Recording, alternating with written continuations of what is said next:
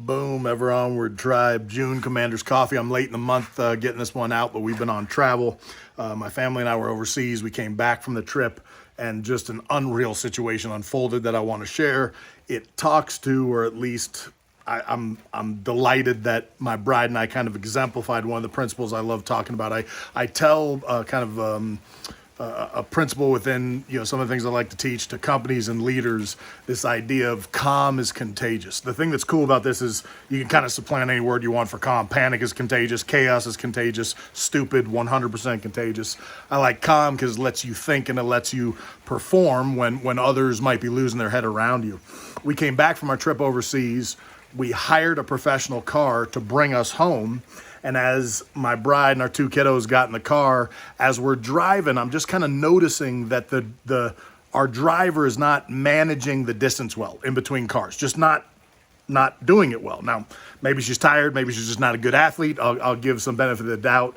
Then a couple of big merges onto a highway. Now we're going 70 miles an hour. Again, kind of missing lanes, not doing well. I'm really on, high alert. Unbeknownst to me, my bride in the back of the car is looking at her eyes. She doesn't like what she's seeing. And we just kind of get to a point where it's like, look, this is not going good. And I said, hey, are you okay? She said, I'm fine. My bride chimes in and says, hey, why don't you pull over? I need to take a break. The gal says, no, I'm good to drive. And I said, she didn't ask you if you're good to drive or not. Why don't you just pull over, please? And she says, no. She had an open container in the car. I couldn't smell anything, but had an open container, which was weird.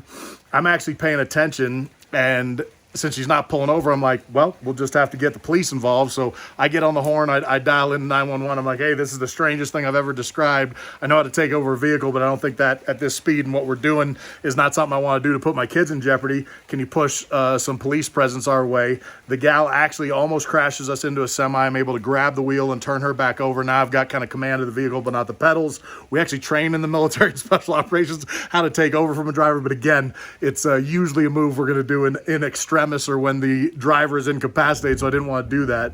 I could tell a long story. We finally get the car over. We get her pulled over. Police show up. She is under the influence and found under the influence. We get out of the car. All's well that ends well in the sense that, I got my family out of the car. I got everybody safe and clean, and we kind of, got on with our evening. But as my bride and I were kind of debriefing the situation, it really, really highlighted, we felt like how well we sort of handled the situation, in so much that we didn't yell, we didn't scream. I didn't grab the wheel in such a way that it made the situation worse. My bride was calm. I was calm. We knew talking in those voices would make it good. And our daughters just got to see this incredible example of like, okay, in a tough situation, it doesn't pay to panic. It doesn't pay to do things, you make the situation worse by amplifying what's taking place. Remember, if you're in a tough situation, work the problem. Keep calm, cool, collected, keep moving forward and get the job done. Panic isn't going to help. Keep your focus and win the day. Ever onward.